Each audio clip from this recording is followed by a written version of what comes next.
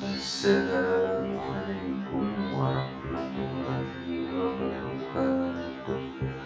Saudaraku yang dimuliakan Allah Subhanahu wa Ta'ala, dulu waktu saya lulus ke Maroko, ibu saya tidak setuju. Aku sudah tua, nanti kalau aku mati bagaimana? Kau jauh di sana. Akhirnya dia bicara dengan orang yang wawasannya luas. Orang itu berkata, harimau mati meninggalkan belang, gajah mati meninggalkan gading, manusia mati meninggalkan hutang. Mobil hutang, rumah hutang, pompong hutang, ceret hutang, skincare hutang. Harimau mati meninggalkan belang, gajah mati meninggalkan gading, manusia mati meninggalkan nama. Abdul Somad nanti kalau mati meninggalkan nama baik atau nama buruk. Kalau kau mau anakmu meninggalkan amal baik, izinkan dia jauh terbang sejauh mata memandang. Insya Allah alumni dari Darul Rahman Air Tawar mudah untuk berangkat ke Maroko. Kenapa? Karena senior Ustadz Abdul Somad adalah bagian dari keluarga Darul Rahman. Allahu Akbar. Ini saya puji-puji beliau biar dia nggak terlalu tersinggung tadi. Kalau sampai dia marah, habislah kita tak dapat beasiswa Bapak Ibu. Saudaraku yang dimuliakan Allah Subhanahu wa Ta'ala, ibu kalau menjenguk anak di pesantren Darul Rahman Air Tawar, kata teman, bangkitkan semangatnya. Kalau anak nangis minta pulang, kau boleh pulang, tapi nanti kuserahkan ke panti asuhan. Ibu bangkitkan semangatnya, kau mesti semangat, kau mesti belajar. Aku ingin kau jadi orang, belajar agama. Jangan jenguk anak di pondok berbekal air. Kok air tawar? Air mata. Datang jenguk anak, lihat kasurnya.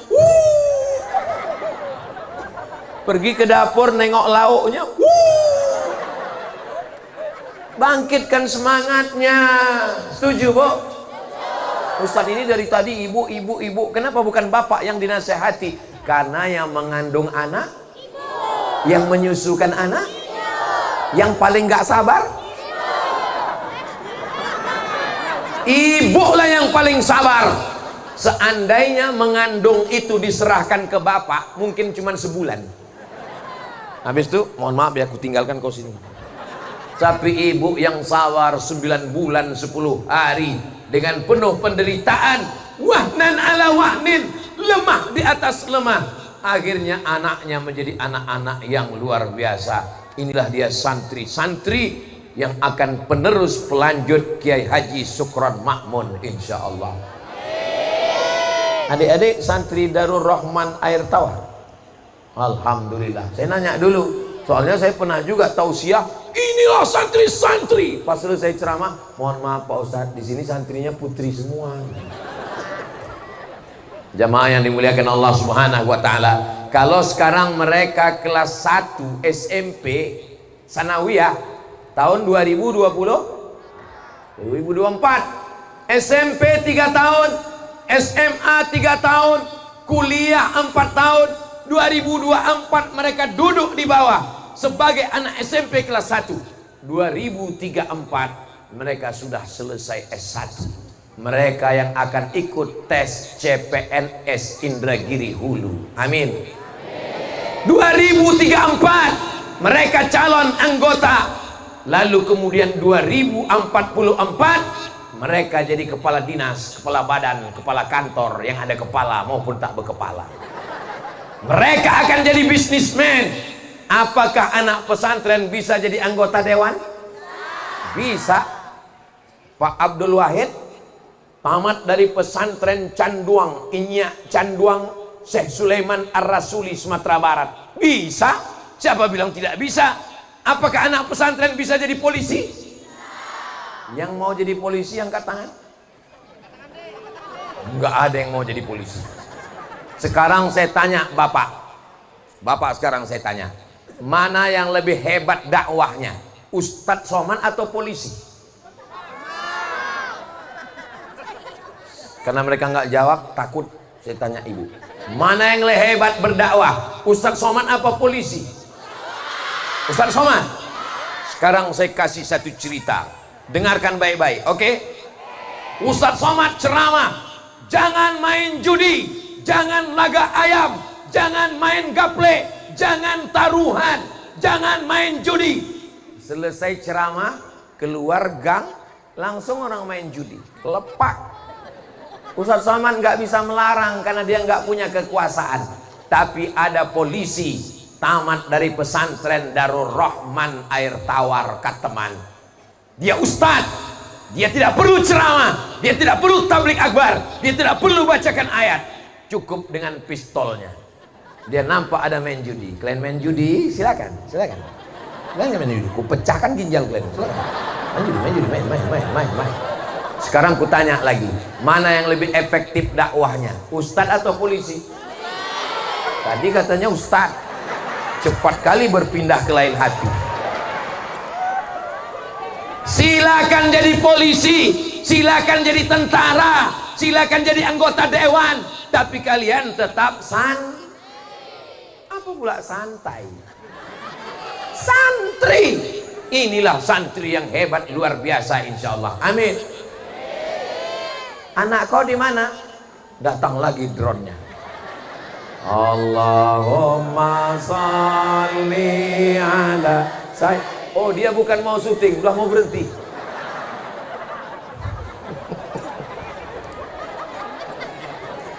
Kita sangka dia mau nyuting kita, rupanya dia mau pulang kampung. Baterai habis. Apa yang dimuliakan Allah Subhanahu wa taala? Maka jangan sampai anak tidak sekolah pesan. Sekarang saya tanya, yang bisa jawab angkat tangan. Siapa di antara ibu-ibu yang bisa menjaga anaknya dari jam 4 subuh sampai jam 10 malam? Angkat tangan. Anak-anak dibangunkan jam 4 subuh, tahajud. Setelah tahajud ngapal Quran, sholat subuh. Habis sholat subuh baca Quran. Habis itu olahraga. Habis itu mandi sarapan pagi. Masuk kelas sampai zuhur. Habis sholat zuhur baca kitab sampai asar. Asar ke maghrib olahraga, badannya sehat. Maghrib ke isya ngulang hafalan. Isya sampai jam 10. Terjaga matanya, hatinya, pikirannya, zikirnya, bacaan Qur'annya hanya ada di pondok pesantren. Cari, tunjukkan sama saya mana lembaga pendidikan yang bisa. Saudara yang dimuliakan Allah Subhanahu wa taala, benteng terakhir pertahanan kita adalah pondok pesantren. Yang setuju silakan setuju, yang nggak setuju silakan anak kau mati kena narkoba. Kasar sekali Ustadz Somad nih ngomong. Saya ngomong nih bukan karena saya jahat, bukan karena saya benci, saya sayang sama anak-anak kita semua. Betul? Dulu yang merusak kepala Abdul Somad ini,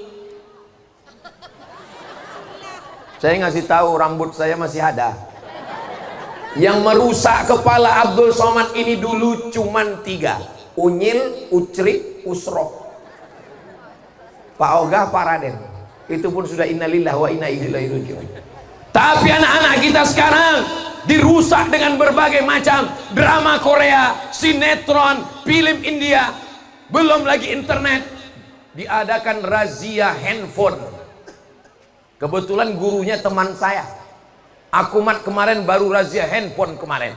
Tangkap macam-macam isi handphone anak-anak. Ada satu handphone yang paling parah. Kami panggil ibunya. Ibu, anak ibu sudah keterlaluan. Ini handphonenya kurang ajar betul. Apa kata si ibu? Mohon maaf pak, itu handphone suami saya. Ternyata anaknya gawat, bapaknya lebih dahsyat.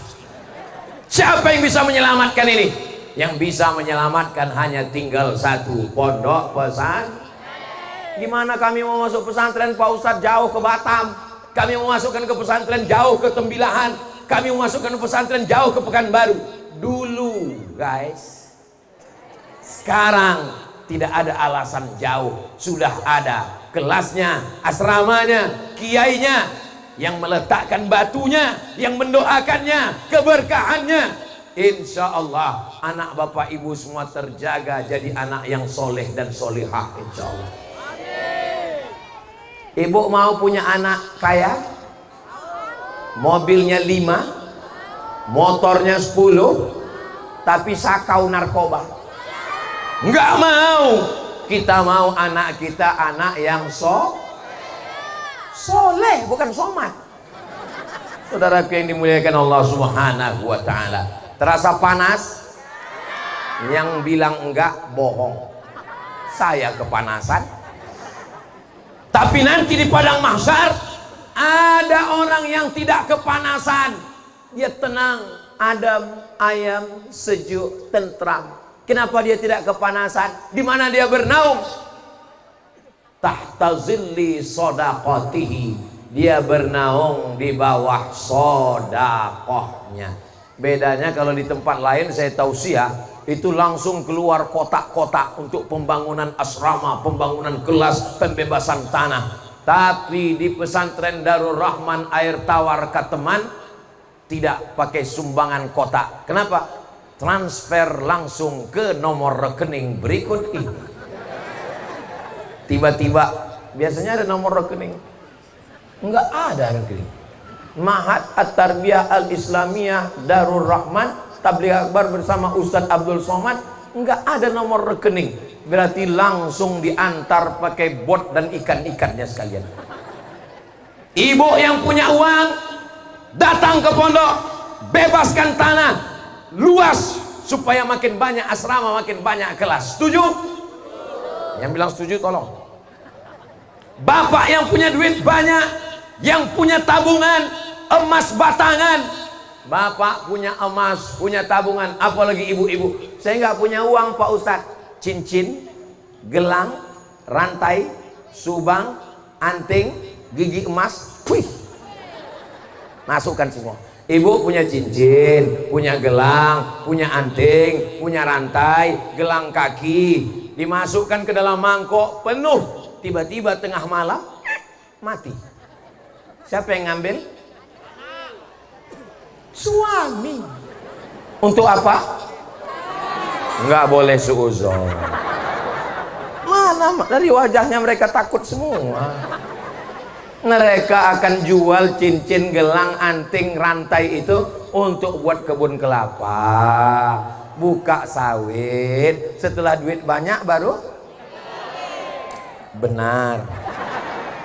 Saudara yang dimuliakan Allah Subhanahu wa taala, ma'akal tafa'afnaita, yang kau makan busuk, wa malabista fa'ablaita, yang kau pakai lapuk, yang dimakan busuk, yang dipakai.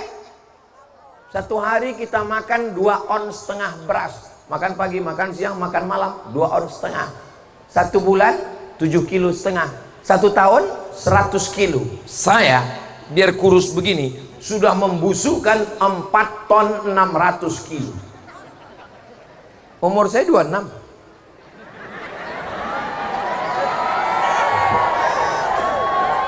Saya sebenarnya itu mau mancing. Ini jamaah masih hidup apa enggak? Kalau pas saya bilang 26 mereka diam aja, itu berarti udah, artinya mereka terserahlah Pak Ustadz, yang penting cepat selesai, pulang udah panas sekali, udah berkunang-kunang aku udah. Pas saya bilang 26 komplain, oh berarti masih ada. Saya lahir 1977, sekarang sudah 2024, berarti umur udah 47 rupanya umur saya. 47 tahun, walaupun orang tetap bilang 27, saya bilang 47, saya bilang. Dia 27, terserahlah mau 27, nggak apa-apa. 4 ton 700 kilo. Kalau disiram, kalau kotoran kambing, kotoran sapi disiramkan ke cabai, insya Allah cabainya subur hijau. Tapi kalau yang 4 ton 600 kilo tadi disiramkan ke cabai, kuning mati kotor. Yang kau makan busuk, yang kau pakai lapuk, yang kau wakafkan untuk pondok pesantren, itulah yang akan kekal abadi sampai hari kiamat insyaallah. Saya kalau ditanya Allah nanti di hari kiamat, hai Abdul Somad, kau datang ke Tembilahan cuman setahun sekali, kau datang ke Pulau Sambu cuman baru sekali, kau datang ke Sungai Guntung 3 tahun 3 kali, itu pun dalam 10 tahun. Siapa yang mendidik anak-anak? Alhamdulillah ya Allah, Kiai Haji Sukron Makmun punya murid-murid, muridnya mendirikan pondok, dan aku datang tablik akbar. Aku melepaskan tanggung jawab di hadapan Allah Subhanahu wa ta'ala. Kelak kita semua akan ditanya, la tus'alunna yauma idzin 'anil. Santri Darul Rahman Air Tawar Kateman, angkat tangan yang perempuan. Yang lama-lama turun. Rambutnya tidak kelihatan, tangannya tidak kelihatan, kakinya tidak kelihatan, terjaga, terpelihara. Kalian anak-anak lajang yang ganteng-ganteng, mudah-mudahan dapat jodoh yang solihah solihah. Ada makanan buah semangka sudah dibelah di pinggir jalan, kena debu, kena panas. Tapi ada semangka belum dibelah, di dalam kotak kaca, di dalam toko, pakai AC. Pilih yang di pinggir jalan atau yang di dalam? Pilih yang di dalam, yang terjaga, yang terpelihara. Paham? Kalau nggak paham berarti kena dehidrasi, kurang cairan, kepanasan. Begitulah anak-anak kita dijaga di Darul Rahman. Dar, rumah, Rahman, Allah yang maha penyayang. Anak ibu dijaga dengan penuh kasih sayang. Saya nih Pak Ustadz sayang sama anak saya. Gimana ibu sayang sama anak? Gimana bapak sayang sama anak? Dibuatkan kamarnya besar, pakai AC, belikan TV, kasih handphone, kasih gadget. Akhirnya pagi, petang, siang, malam pakai wifi, main game on. Assalamualaikum Ustadz Somad. Waalaikumsalam. Bisa datang ke rumah saya Pak Ustadz? Acara nikah? Enggak. Acara walimah? Enggak. Acara akikah? Enggak. Acara khitan? Enggak. Acara apa? Ruqyah. Saya disuruh datang acara ruqyah. Anaknya di ruqyah kenapa? Anak saya pagi petang enggak sekolah, enggak mandi, enggak makan, enggak sholat, enggak ngaji. Ngapain dia di kamar? Nembak musuh yang enggak mati-mati. Game online. Siapa yang belikan handphone? Saya Pak Ustadz. Siapa yang buat wifi, internet gak putus? Saya Pak Ustadz. Siapa yang belikan paket 4 giga? Saya Pak Ustadz. Siapa yang biarkan dia gak mandi, gak sholat? Saya Pak Ustadz. Sekarang anaknya sudah rusak, salah siapa? Salah Ustadz. Ingat ibu, ingat bapak, kalian diminta tanggung jawab di hadapan Allah. La tus'alunna yauma idzin 'anil na'im. Lihatlah di Darul Rahman Kateman, bukan cuman anak santri yang pakai jilbab, sound system pun pakai jilbab. Kalau tuan pergi ke Mekah, jangan lupa membeli kebab. Sudah lama Abdul Somad tausiah, di Darul Rahman lah sound system pakai jilbab. Bapak Ibu yang dimuliakan Allah Subhanahu wa ta'ala, bangga tidak punya anak yang belajar di pesantren Darul Rahman? Dia hebat bahasa Arab, dia hebat bahasa Inggris, dia menghafal Quran, auratnya tertutup, prestasi di depan mata. Insya Allah dari Air Tawar, dari Kateman, Indragiri Hilir, lahir pemimpin-pemimpin masa depan. Insya Allah. Takbir. Ingat, penjajahan di atas dunia harus dihapuskan. Kita tidak dijajah Belanda lagi. Belanda sudah pulang. Kita tidak dijajah lagi oleh Jepang. Hiroshima, Nagasaki dihancurkan oleh sekutu. Tapi kita dijajah oleh bangsa sendiri. Kenapa kita dijajah? Karena bodoh. Kenapa kita dijajah? Karena tidak mengerti. Kenapa kita dijajah? Karena jauh dari agama. Tidak ada jalan lain supaya turun keberkahan Allah, mendekatkan diri kepada agama la ilaha illallah Muhammadur Rasulullah sallallahu alaihi. Sibuk masalah politik penting, karena kita kalau tidak ngurus politik, kita akan dimakan oleh politik. Abdul Somad bukan orang politik, Abdul Somad bukan orang partai, Abdul Somad bukan juru kampanye. Abdul Somad mengajak pilih orang yang peduli kepada pesantren. Setuju? Pilih orang yang punya potensi, kemampuan memperjuangkan pondok pesantren, guru agama yang ngajar baca kitab, nahwu shorof. Kenapa? Tapi Pak Ustadz, orang yang ngurus pesantren ini nggak ngasih duit Pak Ustadz. Yang ngasih duit orang-orang. Ambil duitnya, jangan coblos orangnya. Setuju? Oh, setuju pula. Itu duit haram, duit sogok. Kenapa diambil? Ambil duitnya, ambil duitnya. 5 caleg ngasih uang, 5-5-nya ambil. Habis itu serahkan untuk pembangunan asrama kelas. Tapi jangan bilang sama kiai nggak mau terima. Jangan bilang, assalamualaikum Pak Kiai, ini kebetulan ada beberapa duit haram. Saudara yang dimuliakan Allah, saya yakin dan percaya orang air tawar, orang Kateman, suaranya tidak bisa dibeli, tidak bisa disogok. Kenapa? Karena mereka orang-orang yang istiqomah. Betul? Lagi pula orang Kateman kaya-kaya, kalau cuma ngasih 50.000, 100.000 nggak mau dia. 100.000, puih. 100 juta? Dia telepon Ustadz Somad dulu di Pekanbaru. Assalamualaikum Ustadz Somad. Waalaikumsalam. Ini yang dari Kateman Pak Ustadz. Iya, saya tahu. Ini pasti 100 juta ini.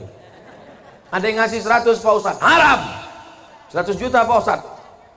Haram. Kalau kita bagi 2 Pak Ustadz. Sekali haram tetap. Jangan pancing-pancing saya. Saya ini lama-lama terpancing nanti. Kuatkan hati kita dengan solawat, cinta kepada para habaib.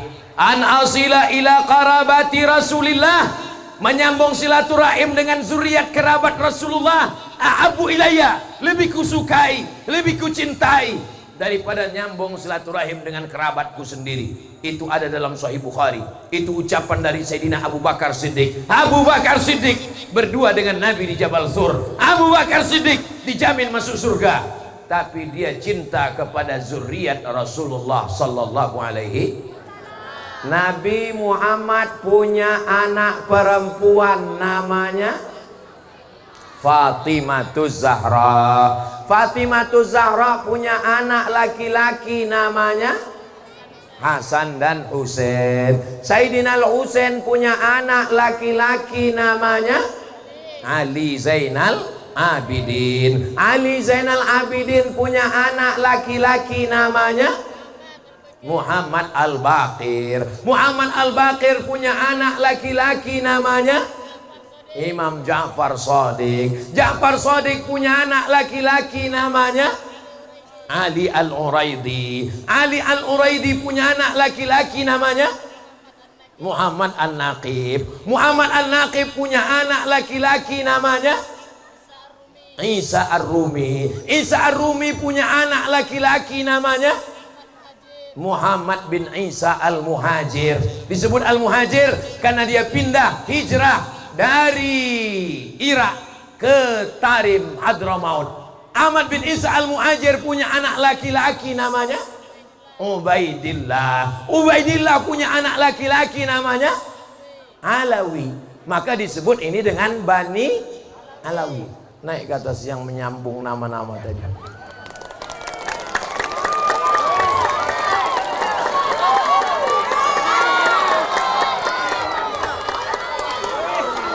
Barakallah. Mereka ini datang ke Nusantara sampai ke Indragiri Hilir. Laki-laki dipanggil dengan Sayyid, dipanggil dengan Syarif, yang perempuan Syarifah. Dan di Riau, di Indragiri Hilir ada namanya Rabithah Alawiyin. Rabithah ikatan, Alawiyin keturunan dari Alawi, anak Ahmad bin Isa, anak Ubaidillah, anak Ahmad bin Isa Al-Muhajir, sampai kepada Sayyidina wa Maulana Muhammad sallallahu alaihi. Apakah Bapak Ibu cinta kepada zuriat Nabi? Apakah Bapak Ibu cinta kepada para habaib? Orangnya dipanggil Habib. Habib artinya orang yang dicinta. Kalau perempuan Habibati, yang laki-laki Habibi. Cinta kita kepada anak keturunannya, mudah-mudahan mengalir pula cintanya kepada kakek mereka, dan kita masuk surga bersama mereka di surga Jannatul Firdaus, insyaallah. Amin ya rabbal. Ada orang berilmu, orang yang alim, mereka menjaga sunnah Nabi. Tapi jangan lupa, menjaga sunnah Nabi juga adalah menghormati, memuliakan para habaib zuriat Rasulullah sallallahu alaihi wasallam. Ciri dari murid Kiai Haji Syukron Mahmud adalah mencintai para habaib. Bapak Ibu yang dimuliakan Allah Subhanahu wa taala, nanti ibu bapak ditanya sama orang, "Anak kamu di mana?" "Anak saya SMP." "Wow. Anak kamu di mana?" "Anak saya SMP negeri." "Anak kamu di mana?" "Anak saya SMP plus." "Anak kamu di mana?" "Itulah kemarin karena nggak diterima di SMP ya terpaksalah masuk pesantren." SMP pelajarannya 5 jari selesai.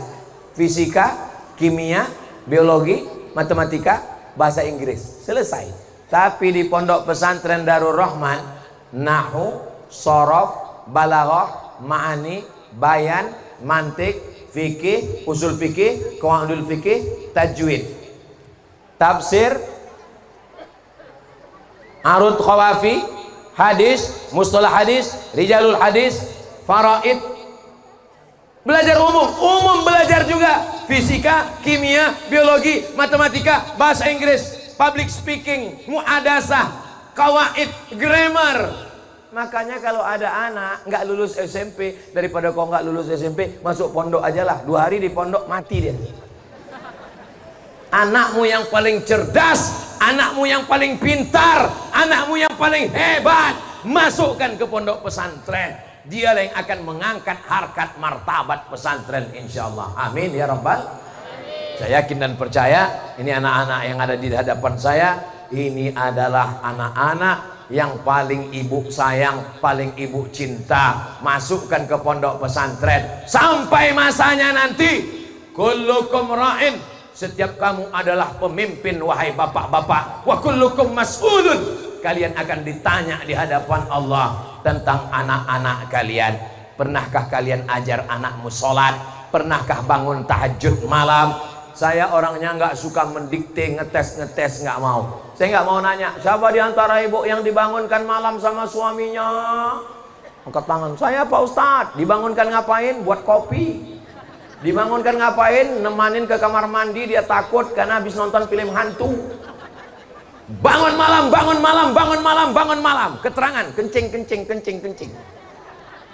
Bapak bangun malam, ambil air tawar, percikan ke wajah si ibu. Bangun. Itu kalau nikahnya udah 20 tahun. Tapi kalau yang baru bulan madu kemarin, wake up my darling, wake up my honey, so sweet. Itu hanya ada di sinetron religi. Kapan bapak membangunkan anak tahajud?